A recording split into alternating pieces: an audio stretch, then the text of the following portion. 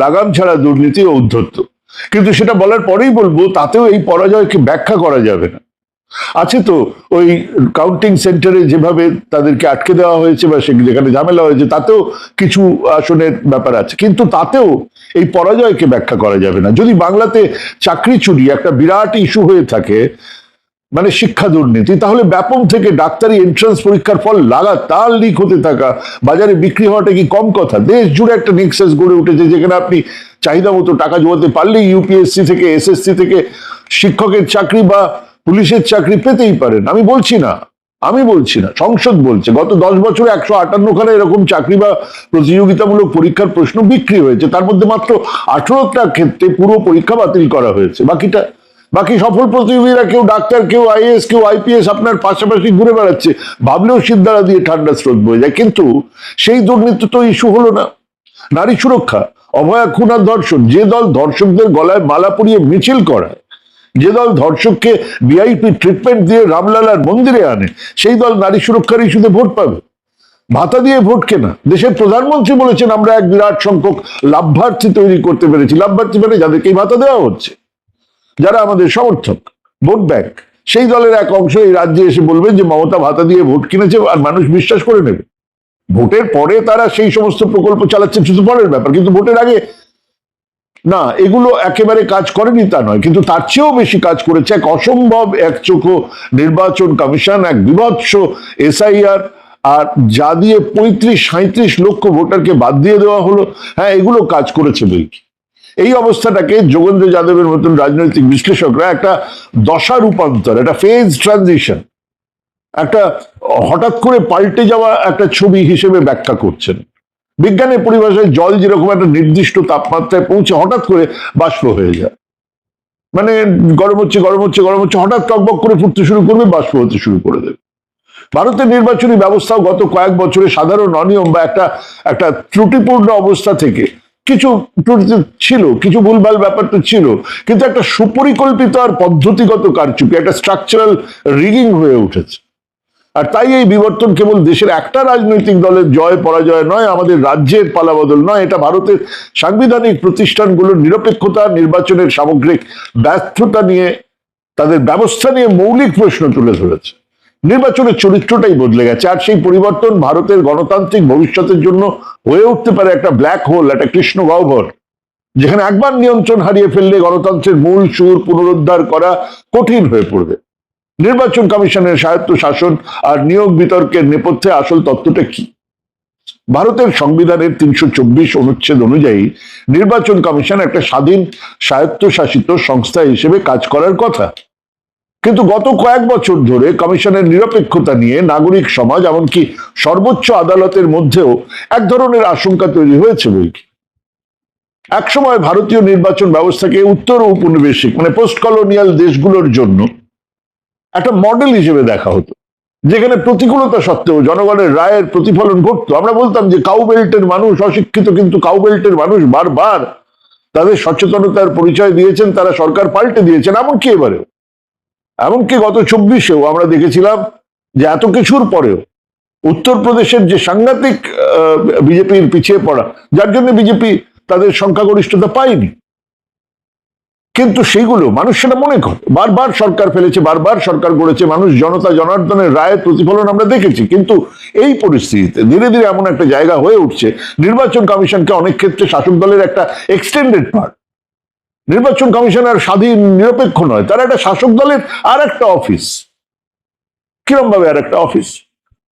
আমরা যদি দেখি যে নির্বাচন কমিশনের যে এসআইআর, যা দিয়ে আমরা বলছি যে কারচুপি করা হয়েছে, সেই এসআইআর দেখার জন্য যিনি ছিলেন তিনি এখন চিফ মিনিস্টারের চিফ অ্যাডভাইজার।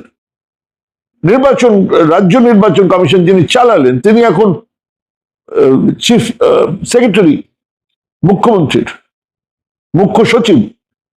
একটা এক্সটেন্ডেড পার্ট, একটা বর্ধিত অংশ, ইয়েসম্যান হিসেবে কাজ করতে দেখা যাচ্ছে বলে এই অভিযোগ উঠছে।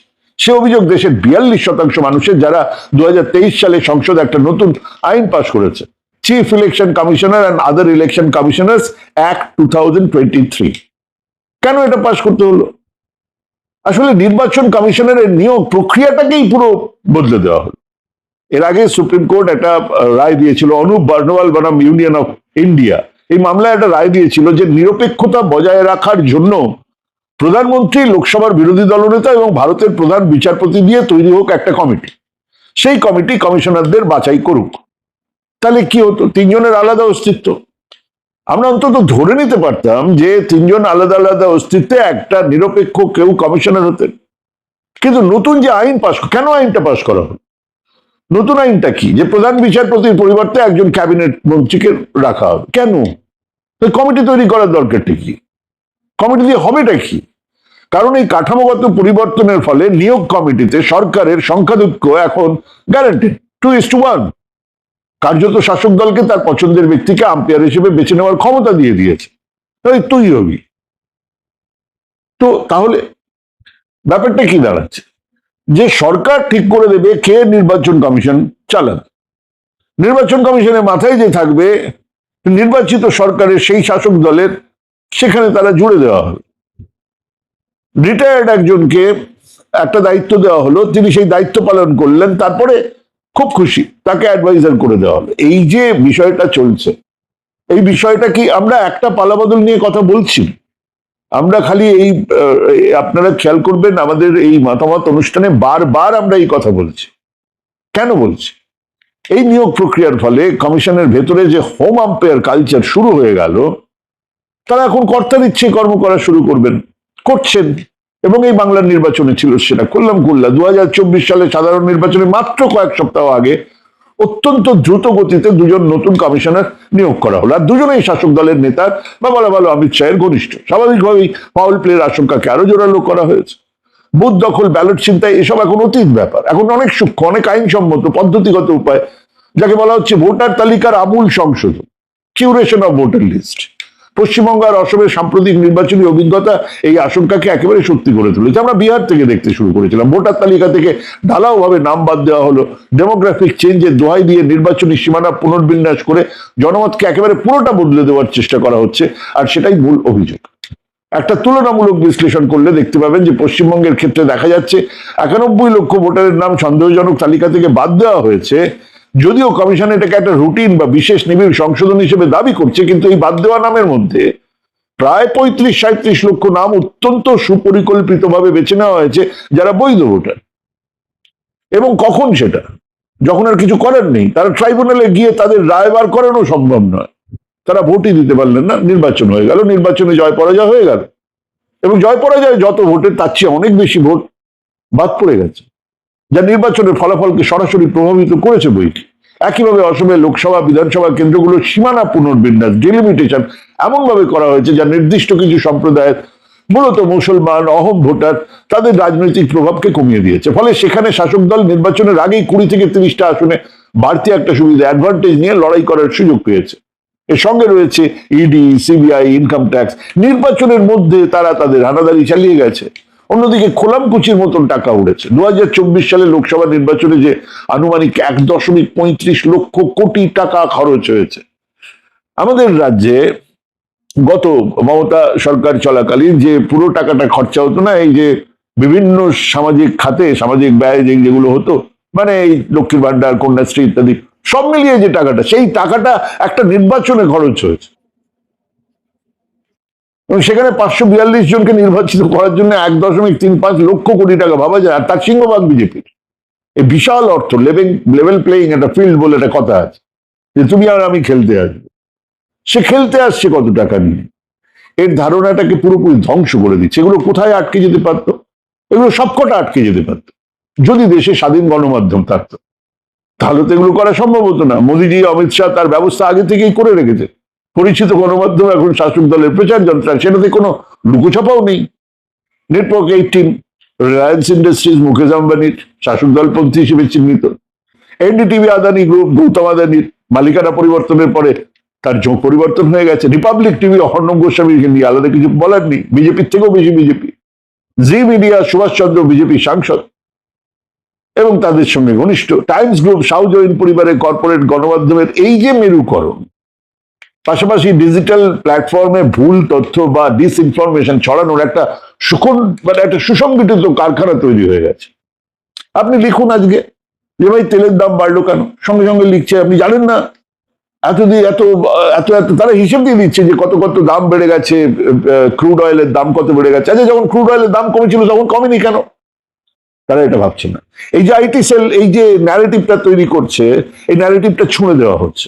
দিনের পর দিন ক্রুড অয়েলের দাম কমেছে, অথচ আমাদের দাম বেড়েছে বা একটে গেছে বা বেড়েছে। তার মানে কি, যে ওটা বাড়া কমার উপরে এটা নির্ভর করছে না। আবার যদি ধরে নিন এটা জরুরি হতো, এটা যদি সত্যি করে জরুরি হতো, তাহলে সেই জরুরিটা ঠিক নির্বাচনের রেজাল্ট বের হয়ে গেল, সরকার তৈরি হলো, তারপরে ঘোষণা করা। এই যে চালাকি, এগুলো কেন? কিন্তু এগুলো সমস্ত ওই আইটি সেল দিয়ে ট্রোল করে, একটা ডিপফেক নানান রকমের বিষয়কে এনে হাজির করে সাম্প্রদায়িক মেরুকরণ তৈরি করে একটা অন্য দিকে নিয়ে যাওয়া হচ্ছে, যা ভোটারদের স্বাধীন চিন্তা সিদ্ধান্ত নেওয়ার ক্ষমতাকেই শেষ করে দিচ্ছে।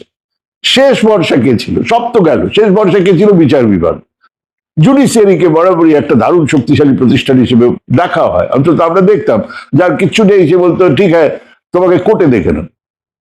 গত ক বছরে সুপ্রিম কোর্ট হাইকোর্ট গুলোর ভূমিকা কি তার সঙ্গে সামঞ্জস্য রেখে চলছে? কেবলমাত্র 27 লক্ষ মানুষের 37 লক্ষ মানুষের ভোটাধিকার নিয়ে আদালতের ভূমিকা কোথায়? আদালত বলতে তো পারলো না যে এদেরকে বাদ রেখে ভোট দেওয়া হবে না। অবসর নেওয়ার পরপরই বিচারকদের বিভিন্ন সরকারি পদ, রাজ্যপাল, বিভিন্ন জিনিস তাদেরকে দেওয়া হচ্ছে, রাজ্যসভার সদস্য পদ আমরা দেখছি। কাজে সবটা নিয়ে প্রশ্ন উঠছে। তাকে দেখুন, যিনি রাজ্য নির্বাচন কমিশনের দায়িত্বে ছিলেন তিনি এখন মুখ্যমন্ত্রী, মুখ্য সচিব যিনি এসআইআর এর দেখরেখ করছিলেন তিনি এখন মুখ্যমন্ত্রীর মুখ্য পরামর্শদাতা। এক পরিকল্পিত ভোট লুট না বলে একে এক পরিকল্পিত ব্যবস্থা, যেখানে দেশের নির্বাচন ব্যবস্থাটাকেই নিজেদের ইচ্ছে মতন কাজে লাগানোর ব্যবস্থা করে নিয়েছেন সরকার বা সরকারে থাকা ক্ষমতাসীন দল। এটা কেবল এই বাংলার পালাবদলের প্রশ্ন নয়, প্রশ্নটা দেশের গণতান্ত্রিক কাঠামোর। যদি মানুষের ভোটে সরকার নির্বাচিত না হয়, যদি তা এক ধরনের কারচুপির সঙ্গে জড়িয়ে থাকে, তাহলে সেই গণতন্ত্রের বিশ্বাসযোগ্যতাই তো থাকবে না। হ্যাঁ, এই ব্যবস্থাটা ক্রমশ আরো জটিল হচ্ছে। এক ম্যানুফ্যাকচার্ড কনসেপ্ট তৈরি হচ্ছে সর্বত্র, যেখানে সমাজ মাধ্যম, গণমাধ্যম, বিকে যাওয়া সাংবিধানিক প্রতিষ্ঠান আর অর্থই ঠিক করে দেবে আগামী পালাবদলের ব্যাকরণ। আর যাই হোক, সেটা গণতন্ত্র নয়। সেটাই সব থেকে বড় সমস্যা। একবারও ভেবে দেখেছেন এই সংসদীয় গণতন্ত্রের বাইরে এখনো পর্যন্ত কেন কোনো রাজনৈতিক কাঠামো সারা বিশ্বে মানুষ মেনে নেয়নি? এসেছে অনেক কিছু, মানুষ শেষ পর্যন্ত মানুষের নির্বাচিত সরকারের ব্যবস্থাটাকেই বহাল রেখেছে। অবশ্যই তার অনেক লিমিটেশন আছে। নির্বাচিত সরকার এক ধরনের জনমোহিনী কিছু কাজ করে, অন্য ধারে এক সমান্তরাল দুর্নীতির কাঠামো তৈরি করে, টাকা নির্বাচনে বড় ভূমিকা নয়, সব আমরা জানি। কিন্তু মানুষের উপরে দাঁড়িয়ে এক পরিকল্পিত ষড়যন্ত্রই পালাবদল করে দিতে পারলে সেই গণতন্ত্রের ভেতরে মানুষের আকাঙ্ক্ষার প্রতিফলন হয় না। আমি চাইছি না এই সরকারটার পরিবর্তন হোক, আমি দেখলাম পরিবর্তন হয়ে গেছে, বা আমি চাইছি পরিবর্তন হোক, আমি দেখলাম পরিবর্তন হচ্ছে না, তাহলে আমি হতাশ হব। আর সেই কাঠামোকে ধরে রাখাটা প্রায় অসম্ভব হয়ে উঠবে। এখন আমরা চাইবো এই কাঠামো মধ্যে দাঁড়িয়ে এই সংখ্যাগরিষ্ঠতাবাদ, এই বিকৃত গণতন্ত্রের বিরুদ্ধে লড়াই করে গণতন্ত্রের আসল কাঠামোটাকে ফিরিয়ে আনা। তা একটা সরকার যাওয়া, একটা রাজ্য, একটা দল, এসব নয়, গোটা গণতান্ত্রিক বিষয়টাকে ফিরিয়ে আনার। কিন্তু সে কাজ অনেকে